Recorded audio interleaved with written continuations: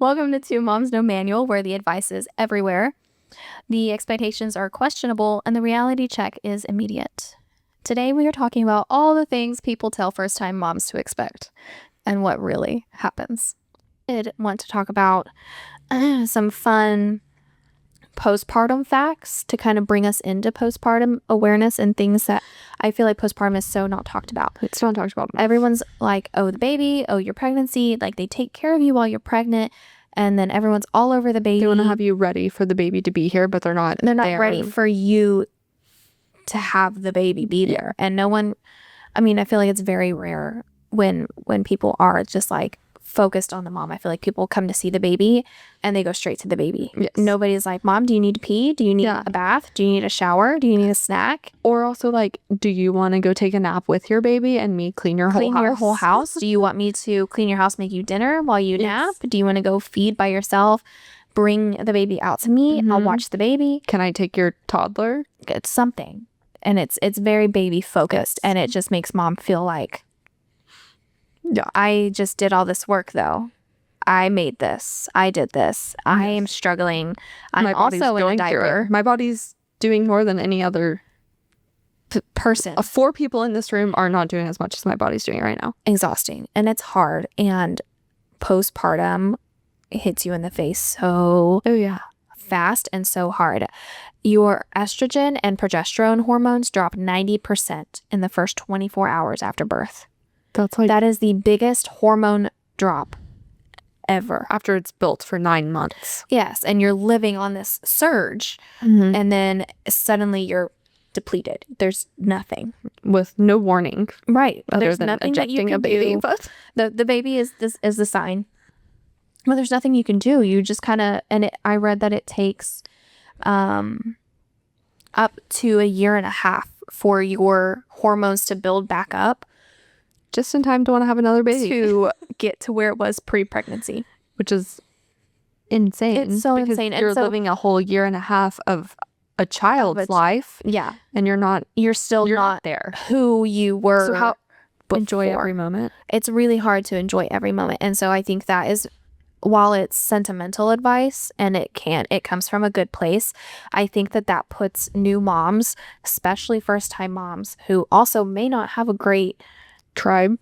They don't have a village, maybe, and that's why postpartum depression has such high mortality rates. And it's not because the postpartum surges and things are going to kill you. It's because you feel so isolated and you feel so crazy and you feel so, and it's a moment where you should feel so happy and so loved, blissful, and you don't feel celebrated. You are, it's baby, and then mom is taken away, and it's just everybody knows. So you created this. As you should dote on a baby. It's amazing. Yes, I want everyone to love my babies. But also, you cannot forget about mom. Mom is just as important, and maybe it's not more important because she's fragile, keeping this baby alive. Baby, feeding the baby. Even if you're not nursing the baby, you still have the hormone drop. You still are crazy. I don't know. Well, even if you're not nursing the baby, then I feel like you're more hormone drop because you're emotional. Like, if it wasn't your choice to breastfeed, like, I only was able to breastfeed Parker for a month before I lost my milk because I had to have emergency gallbladder surgery. And my nurses were horrible because it was Christmas and nobody would bring me a pump. And I was so heavily drugged that I couldn't. The one very few things I remember from my 2 surgeries over Christmas was asking my nurse for chapstick because I was so chapped from being intubated. And she opened the door and threw the Aquaphor at me across the room. And then I told my sister about it. And then the next morning I remember waking up. It was probably about 5:30 and my grandma was sitting at the foot of my bed and I thought she was a ghost. And I was like, oh my God, my grandma died. She was actually there because she was so worried about me not being able to be alone. We had a newborn at home. Yeah. Going through it. We had just gotten her home 20 days before. Yeah. And so I was very extra emotional because I had wanted to breastfeed her for at least a year, as long as possible, especially to have that extra connection that we lost in the NICU. Mm-hmm. And And you were pumping. I was while she was in the NICU to keep it up around the clock, and then I couldn't. And then she was so allergic to everything, every formula possible. She was so sick. She was losing weight, and I couldn't feed her. Yeah. And so that made me extra emotional. So if it's not your choice to not breastfeed anymore, I think that makes it even harder because you're not bonding. You're failing your baby. All of those things. And there's a lot going on mentally, physically, also, emotionally. If by choice you're not breastfeeding, you're still getting up making bottles. You're still getting up with a baby. You're still sitting there feeding a baby. Your body's still adjusting. Changing a baby.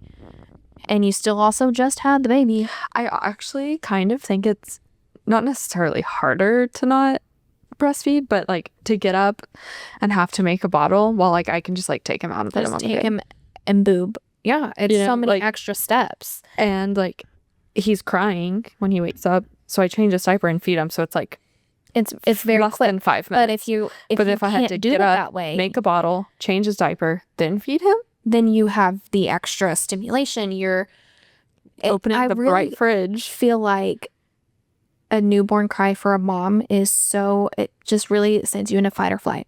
Oh yeah, like nobody else really seems affected. In the past 3 years, I have never gotten. I got an Oura ring to see my sleep because I was like, do I go into deep sleep? Do I go into REM sleep? Like, I also don't really know like all of the things. It was REM and then deep. I don't go to deep sleep often. No, but I'm always listening. Jace has now taken over. We got like the monitor for the Nana, and now he's on duty fully. Okay, good. But then once Hayes goes to his crib, then I'll want it because I'll be the one. I want to watch, and and I definitely do not deep sleep because if she changes her breathing, I can hear it. If she rolls over and drinks her milk or her water, everything. I hear it, and I'm like, okay, I'm gonna wait for a cry because she's gonna realize I'm not there. No cry, okay. And he's never knows anything happens. He has no idea anything's happening. So at least they're sleeping. At least somebody's sleeping, and it's not me or the kids. But I do. I think a postpartum misconception also is that you're only postpartum for like 6 weeks or like until your bleeding stops. No, you're postpartum for like a year. You're at least a year. Yeah. Sometimes because then 2 years. Once you stop breastfeeding at a year, you have to then you're doing it again. All your hormones are changing. Because you're not feeding anymore. And it's a very long time to get your hormones and your mental state and all these things. And so yeah, I was finally thriving, or what I thought was thriving. And then you were like, I'm going to do it again. 2 weeks later, I found out I was pregnant. I vividly remember being like, I even told my friend, I was like, I think I could be pregnant. And I was like, I'm not acknowledging that. I'm not even gonna. And then a week later, I took a pregnancy test at work because I was like, I can't tell Jason I'm doing this because it could be negative and I could just be in my head. Right. And then I was like, oh shit. Here we are. Doing it again. I scurried home and I just had Jace. I walked in the door and I took Bennett and I like went around the corner, around our loop. And I said, go take this to daddy. Oh my gosh. That's hilarious. Yeah, postpartum. And I think that for me, with Parker going to the NICU, I didn't really have, like, I was stressed and I was scared and I cried a lot because of the situation and what she was going through. But I remember the exact moment I felt like and my brain just shut down and I went into this postpartum spiral. And it was the second we pulled into the driveway with her in the backseat. Oh, for the very first time. The hospital is the scariest thing. It was like getting home, you like walk into a house and you're like, oh, now we have a baby. I have a child. It was just like my brain just. I went into this spiral. Did you only want to care for Parker, or did you like not want to care for Parker? Can I say that? Can I ask these questions to you right now? I wanted to care for Parker, but also had this like identity crisis, and this is not the motherhood that I wanted, and this is not how I wanted these things to be. Yeah. So I think that my body was just like, okay, we're out of this fight or flight. We're living it. this is where we are and not what I thought it was going to be, which I think was most of my spiral, but also just the hormones, and there was a lot to process. There was so much to process, and I just went into such a depressive state. Like, it was so crazy. I was insane. Christian was afraid to leave me by myself. He hid our guns. He hid everything because I was not in a state to be alone. So there's a lot to process and take care of, and including yourself. They just send you home with a child. Bye. And you have a child that needs around the clock assistance, extra care, and it was doctor appointment. And you also needed extra every day. care. I needed so much extra care. I didn't know what I needed, but I needed something. And you also lived a month. I lived a month in a hospital. I watched my child die, like so many things. And so I think it was part of processing, part of facing my reality, and a lot of the unknown, what her life was going to look like the next couple years. So many things. Exhaustion. So many things. And no one told you? And nobody told me that I was going to spiral like that, or to even anticipate it, or feel like, or how to support yourself, or have how to ask for help, how to ask, how to know when to ask for help, instead of just being like, I'm fine. Did you ask for help, and when? I don't think that I ever was like, I need help. Did your mom know? Yes. Or your sister? Everybody knew that I was off my rocker. Did you go to the doctor ever for it? I was on medication. I think I stayed. We switched my meds around a lot, I think, during that period, until we landed back on what I was on before I was pregnant, which now I'm on Paxil. I think I stayed on Paxil the whole time. I think we just added and took away and added and took away. I went back to my OB for my checkups and stuff, and I was like, I'm nuts. Yeah. I'm losing my mind. Before I had Hayes, I felt with Bennett, I got pregnant. My general doctor took me off of anxiety, depression medicine because what I was on at the time hadn't been tested for pregnancy much. So she was like, let's just stay on the safe side. Let's wean off. During my pregnancy with Bennett, we lost Jace's grandpa. We lost my grandpa. I was good. I handled it well. Okay. I don't know if it was because I for my mom and my aunts and my cousin, I showed up and I was there and I was like, we have to take care of this and we have to do it. And with Jace's grandpa, Jace has lost so many friends in his life, but his grandpa was literally his best man in his wedding, or our wedding. His wedding. We share that. It's just his. So I don't know if I've even really processed all of that, I guess. Yeah. But I was fine. I figured it out. I didn't spiral, and I was impressed with myself. Had Bennett. My doctor sent me home with Lexapro. I hate Lexapro. I hate Lexapro. I hate it. I didn't say anything though. We took him to get him circumcised. And the night before I freaked out. And so, because we took him to a rabbi to get circumcised, which we're not Jewish, but we don't vaccinate. I don't know anything about it. Yeah, that can be a whole nother thing. But so I started taking it because I was like, I can't handle this. Started taking it. Took Lexapro, went to my 6-week checkup. I was like, I hate this. I cannot take this anymore. He put me on something different. I weaned myself off of it after a while, after I started feeling like myself again. What is myself? I don't know who I am still. I don't know who she is. Wasn't on it during my pregnancy with Hayes. And then around my 36-week appointment, I looked at my doctor and I was like, I am crazy. I'm crazy. I cannot handle life. I cannot handle the thought of having 2 children right now. I'm not okay. Right. And he was like, Zoloft. Never taken Zoloft. Started taking it. My 6-week appointment, I was like, I think I might need to up my dose. He said, give it a little more time. Okay. And if you feel like it, message me and we can up it. I upped it for like a week and now I've gone back down just to like my regular dosage, but Okay. huge.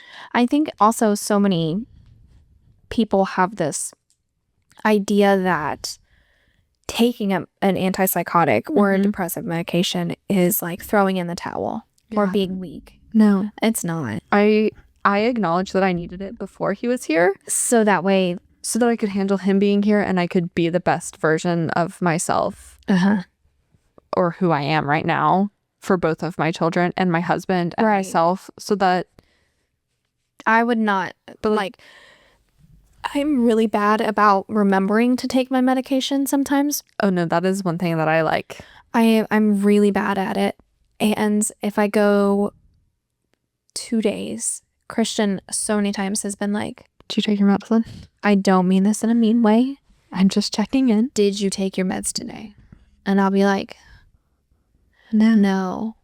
And I didn't take Go it give yesterday. go give me an hour. I'll be back. And then I'm so much better.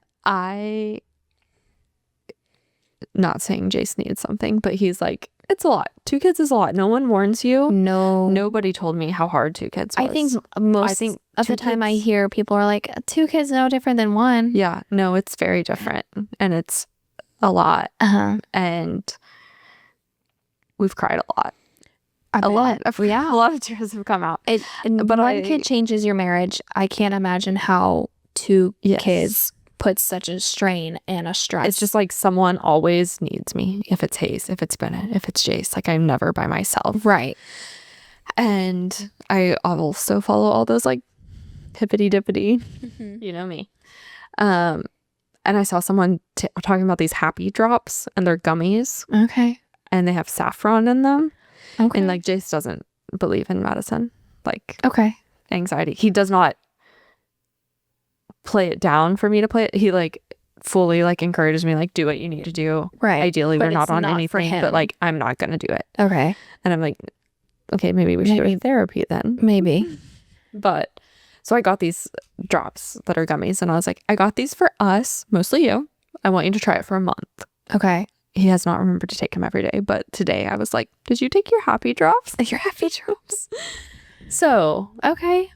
If it works, it works. And that's all I was like, give it a month. If it's not helping you, if you don't feel different, and if it is, then cool, we have something that we can work with. Right. And it just boosts morale and makes helps you us feel less heavy, less stressed. I can talk to my child better, because it's really hard when Bennett's needing us, but so is Hayes, because he's just an infant and can't do anything. But Bennett's like, I need an orange, I need this, I need to watch TV, I need to play, I need to and you're like, stop. There's only so many of me. Yes. So I said, Bennett, I don't have any hands. He said, yeah, you have a hand. Because I was like reaching to tell him that I didn't have a hand. He was like, no, you have a hand. You have a hand, and it's mine. No. Okay. Fair. I can only do so much. Fair. I think something that people also postpartum that they don't really tell you about is the smells that your body is going to emit. No, I have 5 different scents of deodorant because I can't do the same one every day. No, you can't. No, because I'm like, I can't smell myself. I smell so bad. It's unreal. And I've learned that it's because it's a natural scent your body emits, so your newborn can find you. Oh. Well, I can walk in a room and Hayes knows I'm there. Hayes knows I'm there.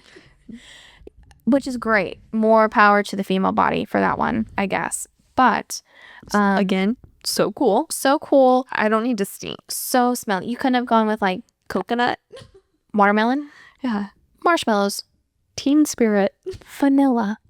Like you couldn't have made me smell like like make it a pretty a flower, feminine vanilla garden fairy. No, I smelled like I came fresh out of Shrek's swamp. Hello, I'm Shrek. I Fiona. Like I rubbed onions under my pits and let them marinate in an oven or something. Like disgusting. No, you are so sweaty. I was Snapchatting one of my friends and she was like, I'm so impressed with how often your hair is clean. And I was like, I have to wash my hair because I smell so because I can't. bad. I cannot at all. And you will stink. You're gonna smell really bad, and you might not get to take a shower for several days there at the beginning. That is my non-negotiable every day. I'm like, wore the same pair of pajamas and stretchy pants for probably a week at a time. I was not doing good. Yeah. But also, I wasn't going anywhere and no one was coming to me. Yeah. So I was just living, and I was also in the middle of a spiral. Yeah. And so there was just a lot of factors that were, I just sat on the couch and I smelled really bad Yeah. all the time. I thankfully had my mom in my home for 2 weeks, which maybe I didn't seem so thankful about that at the time. Thankfully I had my mom. She washed my clothes every single day. My laundry was always clean. I could wear the that's so same nice. pajamas every day, and they were clean every day. Mine were not clean. I did go to my mom's, and she would hang out with Parker, and I would just go crawl in her bed and go to sleep. I would take a bath, and then I would go crawl in my mom's bed. I gave up the sleep to get the shower. She let me have both, which was great. And well, it was mostly after my surgery because I couldn't do things. I couldn't. You didn't have a choice. Pick things up. I think she was right under the weight limit of what I could pick up. So she was tiny, and she was really small. She still is really small. She is so small. She's the other day someone said she's developing like, and I was like, yeah. I was like, she's just small though. And I was like, just, I think, always going to be small. And I was like, but everything seems right on track. I was like, I guess I've never like looked at the statistics, but to me, she's finally in the 5th percentile for weight. She's 24 whole pounds. And I showed a picture of Bennett and her, and I was like, gosh, okay, she's really small. She's really small. But I was like, some people are just small. I think she's just always going to be a tiny little person. No one tells you about well, first of all, no one tells you about breastfeeding and like that your milk just like falls out of you sometimes. It does. And the smell of dried milk is so bad. And that's like the worst thing ever. The amount of bras I go through. Like before I would wear like a sports bra like maybe a day or two. That's gross, but I'm not going to tell you how long I've worn my sports bras for. Yeah. I'm going to keep that to myself. I have to change my I have like a sleep nursing bra and a day nursing bra. So I wear 2 different bras every single day at least.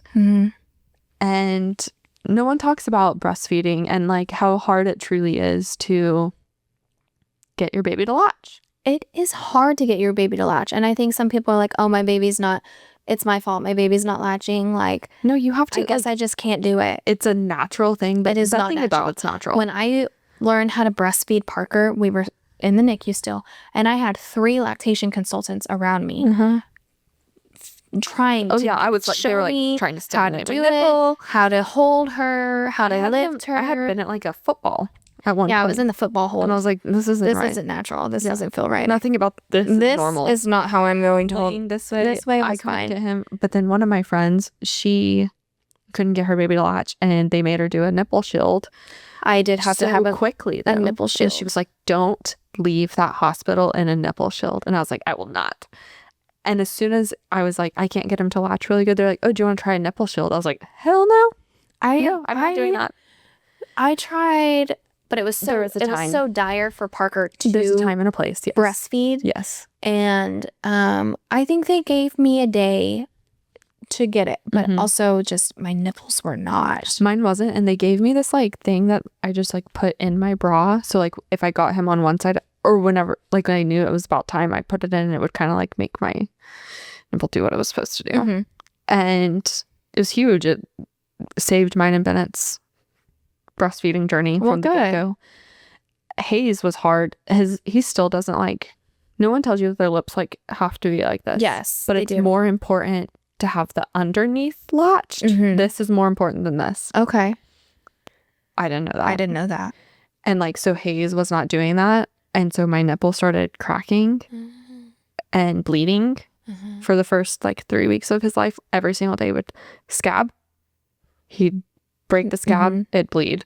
While he was nursing, it would do it again and again and again. And then on the other side, I got a clogged duct. And I was like, I know how to do this. Right. Why is it not working? Every baby is baby's different. I was like, I don't know if I'm going to get to breastfeed him. I don't know if I can do this. Right.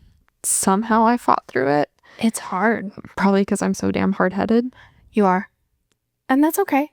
But I got it done. It's done. He's doing it. But so different. Like Bennett would latch on both sides for 30 minutes. He's 10 minutes on both sides. That's it.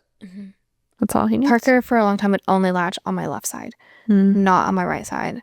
And that's really where I got all of the milk that I pumped from. It was on the right because side. she really only nursed on my left side. Also, what made her so flat-headed. So that was my fault. Hayes has getting a little flathead. I did finally schedule his next doctor's appointment. We haven't taken him since he was 2 days old. That's important. We're going for his 4 months. Excellent. He's fine. He's doing He's great. totally fine. He's huge. He's perfect. But his head's getting a little flat. It's normal. Very I normal. have one of those pillows that we stole from the NICU. Did I give you one with Bennett? No. Bennett was bigger by that time.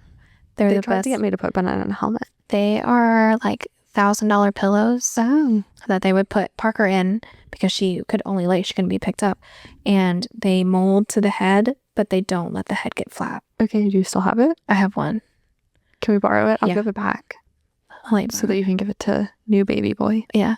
I'll let you borrow it. I'll bring it to you next week Okay. if you remind me. It's in Parker's drawers. Let me remember that.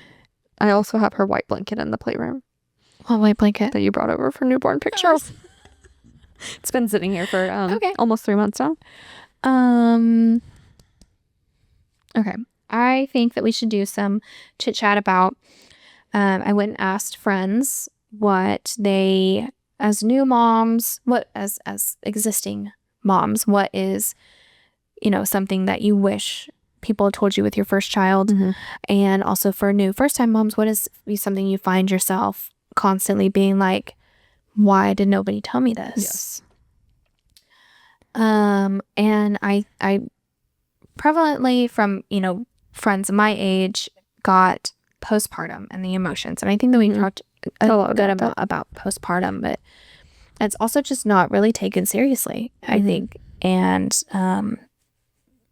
all of the care that you need to give yourself. And I did not have a C-section, so I don't know.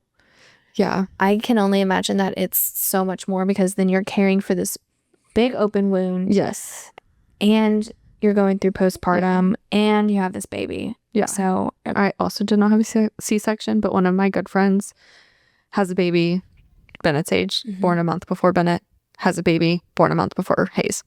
excellent. And she had a C-section both times. Oh my goodness. And I'm going to say both times. For sure the second time. I'm pretty sure this is the first time too. But she said something one day after Hayes was born. She was like, yeah, I still really can't like walk around and pick up heavy things. And I was like, you're a month into this. Why? I was like, I was holding Bennett the night I came home from the hospital because he woke up. And it was because of the C-section scar. So she like couldn't even carry her firstborn around. And I was like, I never even processed that. Those are the kids. They're probably ready for us to be. They totally are. It is 7. Nobody tells you that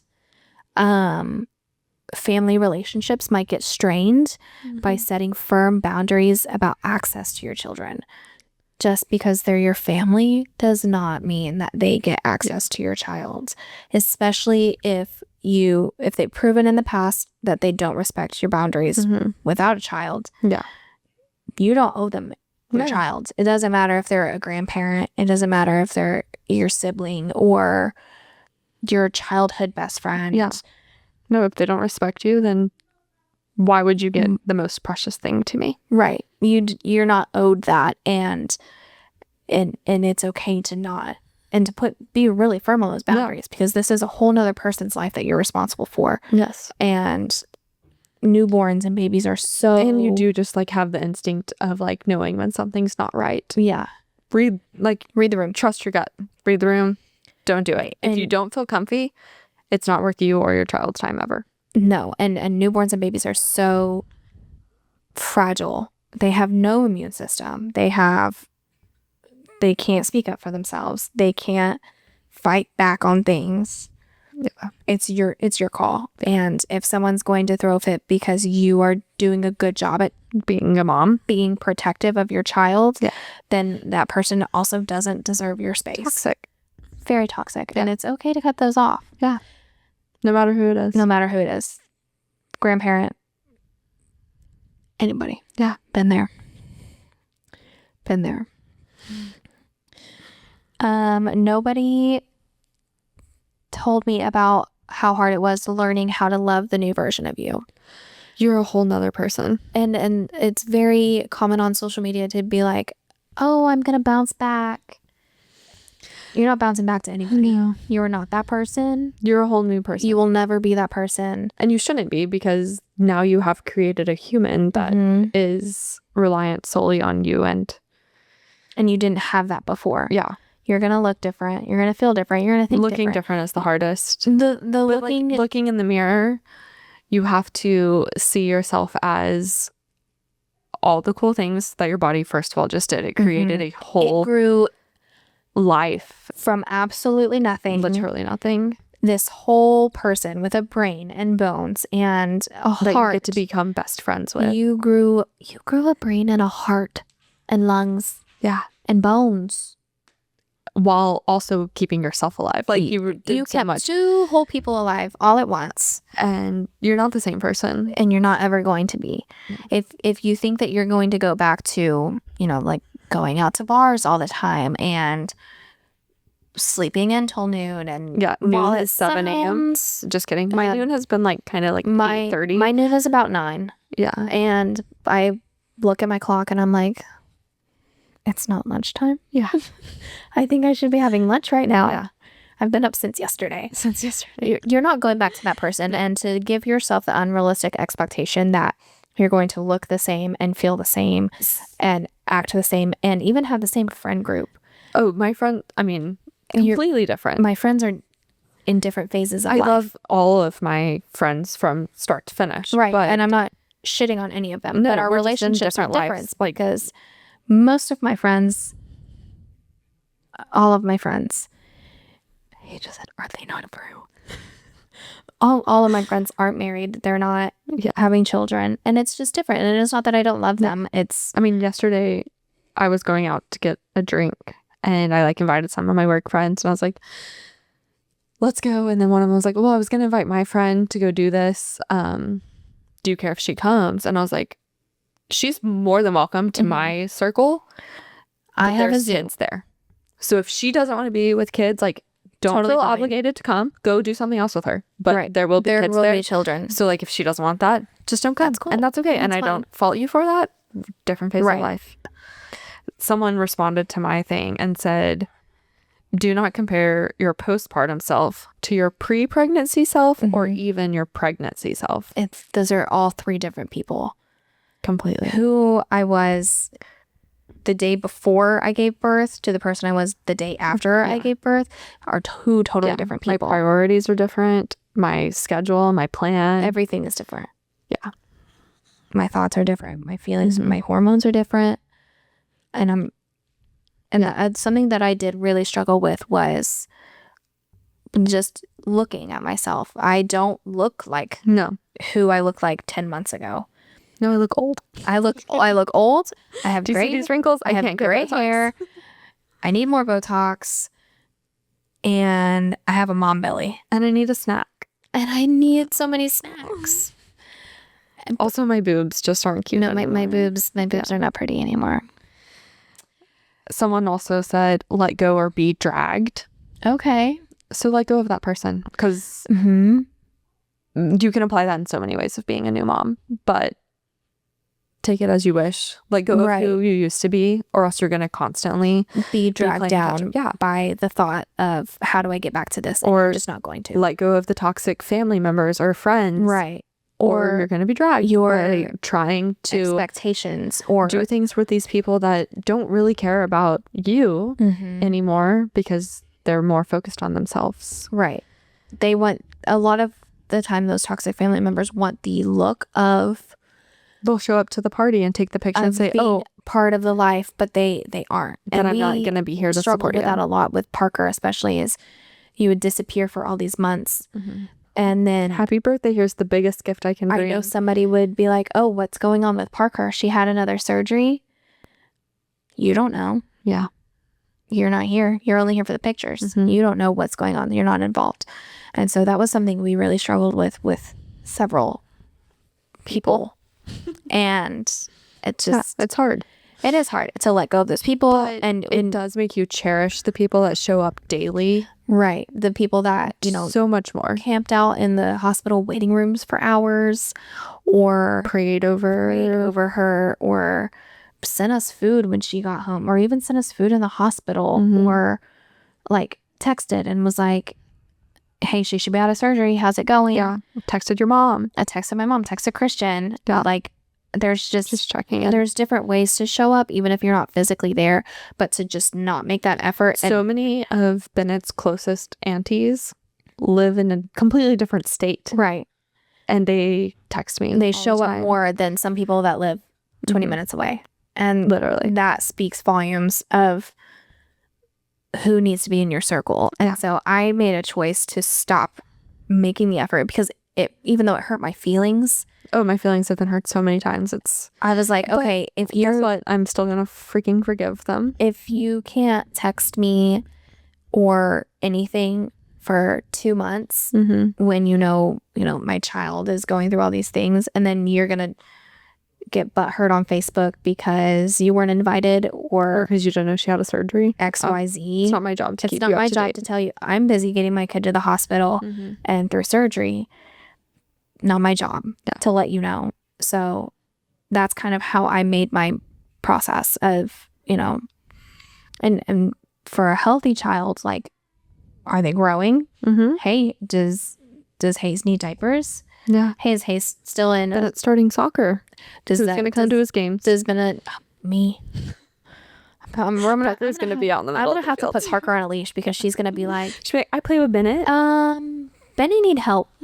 And I'm like, I'm gonna have to put her on a leash. Somebody said, this might be ignorant of me, but no one told me my milk would come in a few days after giving birth. Not sure if this response fits the mold.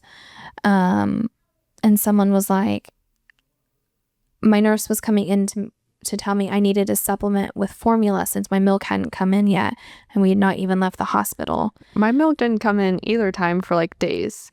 Because first you have colostrum, which no one really talks about. No one really talks about colostrum. Which is liquid gold. I was like squeezing and syringing that stuff and freezing it. I like got the smallest amount in my Haka and I put it in a syringe, and Jace was like, do you want me to keep this? I was like, yes, that's colostrum. I don't know what we're doing with it, but you're need keeping it. It was like this much. I know, but it's gold, and no one tells you how important that is. Also, no one talks about when your milk comes in, the pain and sensation. It is like someone has tased your breasts. I think it feels like, imagine just like fire ants, like attacking you. I genuinely feel like someone went to my boob and like I'll be like, oh, my milk dropped. My milk, yes. And Jace gets so weirded out, and I'm like, I wish you understood. Like, you don't get it. It's such a bizarre feeling, and it hurts. But one of my friends had a baby exactly a year after me, and she had to go to the pediatrician for like the 2 days after they were born. They were like, he's not eating enough. You need to start formula. And she was like, what did you do? And I was like, I would have said no.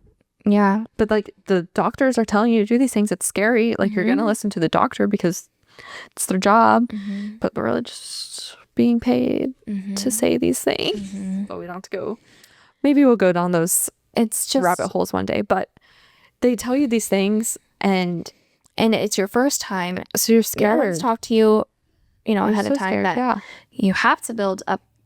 Or how to help. Or how to make your production higher. How to...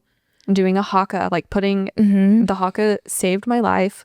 I did not start doing it till after Bennett was like 3 months old, and I only did it because I got an insane eye infection, and I had to go to the emergency room and the doctor and all the stuff. My whole have we ever had this conversation? No. Oh, girl, my whole eye, this one, was so swollen shut. I had blepharitis. You get it from like a drop in hormones. Okay. Shocker. Huge drop.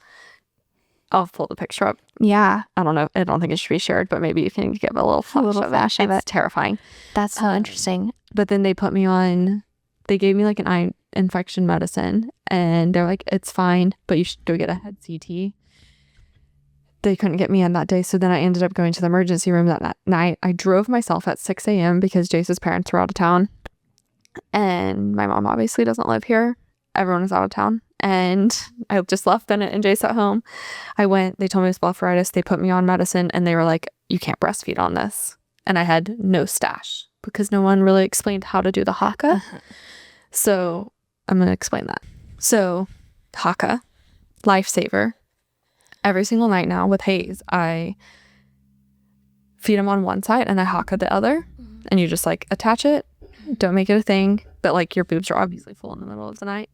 And anything I collect, I just add to the stash. Yeah. And so even if he needs to feed on both sides, then one boob just produces a little more. There's always going to be something. So I never did that with Bennett. And so I didn't have any. And you got put on this medication. And I couldn't feed him. And they're like, you can't breastfeed. And then my friend was like, I have a stash because she had done the haka. So then she explained to me what I should do. I ended up getting to feed him. It wasn't a big deal. But now with Hayes, he was 5 weeks old before I ever pumped one time. Oh my gosh. And I had over 75 ounces in the fridge. Just from a haka. Just from the haka. That's amazing. So new moms, get a haka. You need a haka. You don't have to start it when they're like fresh, but maybe like 2 or 3 weeks old. Doesn't hurt. In the night, or like if they just don't feed good and you don't want to pump, like just do a little haka and just get it out and get out what you can and make your stash. That's excellent. In the NICU you've met Suzanne, you met her in the events and probably somewhere else. But her son was NICU neighbors with Parker. And when I lost my supply and she was having so many problems with all the formula, she had freezers full of milk because he couldn't eat. He was on like TPN and all these things for nutrition. And so she couldn't feed him, but she was still pumping and all these things. And she fed Parker for about a year with just her stash. Like every couple weeks, I would just go and she'd give me what was the oldest. I always wondered how you got yours until I didn't give you a lot, but I gave you what you had. And she fed, and we got supplement here and there from other people. Yeah. I think she ended up feeding 3 babies. I remember with her supply. That's impressive. And she deserves a literal gold medal. Smith. That's an Olympic sport. I was like, put that on all of your resumes at the very top. You fed so many children. That's insane. And I remember when Bennett was like stopping nursing and I was like still producing, I was like, should I pump for Parker? Oh, it's a lot. And I pumped a little while and then Bennett went to milk. And then I was like, I can't do this. I hated pumping. I have to. It made me cry every time I had to pump. And Parker was like almost also one, so I was like, I think she's good. Transferred. Yeah, but I do remember I was like, I sat with Jason. I was like, should I pump for Parker? Pump for Parker. And he was like, if you really think that's what you need to do, but also if you need to not, it's okay. It's okay to not, because pumping is. And I was like, yeah, but my friend needs that. I feel like pumping is so much more exhausting. It just takes a lot. Nobody tells you that either. Yeah, pumping is a job. It's exhausting. I and do it's hard everything and it I can to not pump. It shouldn't hurt. Okay, mine hurt. So you didn't have. That's the thing. The flange sizes. The flange sizes measure your nipple, but no one tells you how to do it. You have to have it fully stimulated. What is a stimulated nipple? You get a pump and it comes with these massive flanges. Yeah. And you have to know exactly what you need. So Google it. Do the weird little cutout. Measure your nipple. It feels weird. It will make a huge difference. But I got this. I ended up getting the smallest size that I could get in a flange. That's crazy. Which was 18 millimeters, and it still hurt. That's nuts. I know. I'm sorry, and I'm glad I'm not doing it anymore. It's kind of wild because I feel like your boobs are big, so I feel like boobs are massive. Also, really thought I was going to suffocate my child there for a while with my massive boobs. Yeah.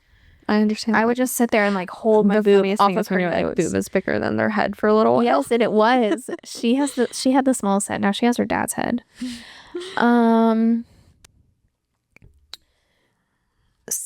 So your mom actually said it's okay to cry and feel overwhelmed and figure out this new life in front of you. Ask for help. It's okay to ask, and most people are willing to help. Everybody wants to help. Everybody wants to help but you have to no one knows how to help you, and most people don't want to step on your toes and be all up in your business. Be willing to say, if you're at my house, I need you to do my dishes. I need you to do my laundry. Can you do a little laundry? Can you hold him so I can take a shower? But as soon as I get out, I want my baby back. Right. Can you make me dinner? This is exactly what I want to eat. Nobody is going to be like, No. Judge you. No. People want to help you. They they're just don't offering, know how to tell them help what you you, want. and they don't want to overwhelm you, and they Yes. don't want to be in your business if you don't want them there. Yeah. And if you want to cry, and if you want to hold your baby and cry while someone takes care of your whole house, That's acceptable. that's okay. You can cry, and you can cry a lot, and you will cry. You will cry. And you won't know why you're crying. I cried more being pregnant with Hayes than I have in my whole life. The night before I went to the hospital, everybody was here. My mom, Jace's dad, Jace's stepmom, Jace's mom. That seems like a lot of people. It was a lot of That's people. a lot of people. That's a lot of people. It's a normal amount of people It's for like really if you just not. have two parents. Like everyone just has their parent. Anyways, It was a lot of people. a lot of people. And I don't know what set me off. Something did. And I went and I started sobbing, crying. Could not stop. I texted Jason. I said, I'm staying in the bathroom. If Bennett wants to come in here, he can come in here, but nobody else can. I texted him that. And in the moment, right when I did that, one of my best friends texted me and she said, I don't know if you need to hear this, but it just made me, knowing you're going to the hospital tonight reminded me, I sobbed the whole way to the hospital to have my second baby. And it's normal and it's okay. And I literally sent a picture. Mascara was like pouring down my face. And I was like, I'm literally sobbing right now. And I don't know why. So my mom came in and she was like, what's wrong? And I was like, leave. Leave me. Like, just get out. And she's like, well, what do you need? And I was like, I need you to leave. I need you to go away. Like, just get out of here. Then Jace's mom came in. Oh my gosh. And I was like, I've never told you to get out, but I need you to go. I was like, I just told my mom to leave. I need you to leave. She's like, well, what do you want for dinner? And I was like, I don't care. I don't care. Get out. I don't Everyone get out. And finally, I like composed myself enough. Bennett came in, wanted to watch Paw Patrol. Shocker. Of course. We were watching Paw Patrol and my mom came in and she like knew not to ask anymore. She was like, what can I bring up that Madison probably still doesn't want to talk about, but not this. And I don't know. I just cried. I cried a lot. It happens. And that's okay. Yeah. You don't have to know why you're crying. No. Feeling no. Everyone like kind of tells you about your first child meeting your second child. Okay. And Bennett like did not want to acknowledge Hayes, Oh, which is okay. that's fine. Yeah, that was a lot. That was the first time we had been away from him for a full night in a long time. And he came in and he like didn't want to see the baby. So he like played and everything. And finally he started holding him. And when he picked him up, I don't know if I've ever cried. The tears that I cried. And like, because it's sweet and it's your so first sweet, baby and and your second baby. and sometimes your first baby loves your second baby and sometimes they don't And for a that's while. okay. And that's okay because it's completely different and changing their whole life. And some of the best mom advice is your toddler will remember, your baby but will the not. baby won't. Mm-hmm. Still be the mom for the baby, Right, but it's but okay. the toddler will remember. So The you toddler can will put the remember baby you down. saying, And no, I need- can't because or this XYZ. baby. Yes. And The only time I tell Bennett no because I need to do something for Hayes is if I'm feeding him. right. And that's a little bit different. But sometimes he says, Hayes no need milk. I'm like, no, he does. No, he really does, I promise. Okay. Do you have any? Routine over schedule. That is huge because I was such a freak about everything with Bennett. I was like, it has to be at 7 p.m. He has to be doing this. 7:30 is this time. If you just stick to your routine, the time of day It doesn't is matter. less important. And I think that's huge. And just like knowing your baby and like reading the room, like sometimes because they are going to change the time they go to bed. They're going to change the time to take the nap. Like know their cues. That is very important. The work is never done. You have to let it go sometimes for rest and for your own sanity. Which is true. It's never done. There's always something you can do. And sometimes the thing you need to do most is sleep or snuggle your baby or play with them. Sit down and play. Who cares if their dishes are full and whatnot? Let's see. I feel like we could do this for hours on hours We really could. with the feedback that we both received. I think last one I want to read is, I think it's important for the village to know the baby is great, but the most important person is the mom.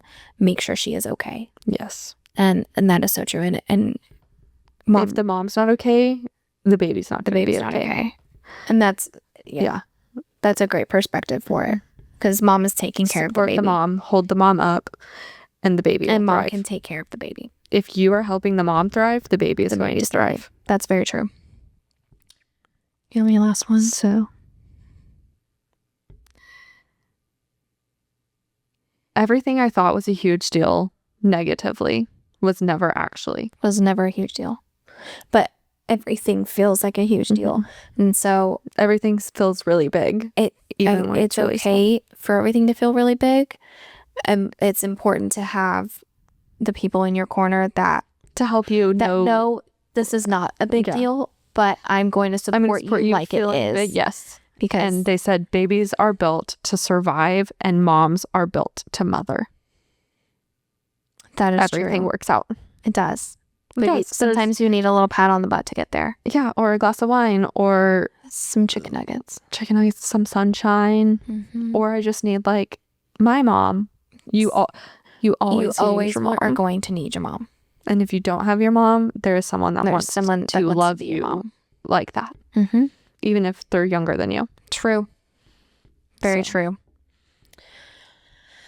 So, if you're a first-time mom listening right now, in the thick of it, covered in spit up, running on no sleep, or wondering if you're doing this right, you are. Even on messy days, especially on the messy days, there is no perfect mom, just real ones showing up over and over again. And if no one told you today, you're doing an amazing job. Even if your win today was reheating your coffee twice and finally drinking it. That's honestly elite level. It really is. Most days I lose my coffee. Thank you for hanging out with us on Two Moms No Manual. If this episode made you laugh, cry. It's so confusing sometimes to be a girl. It's so confusing.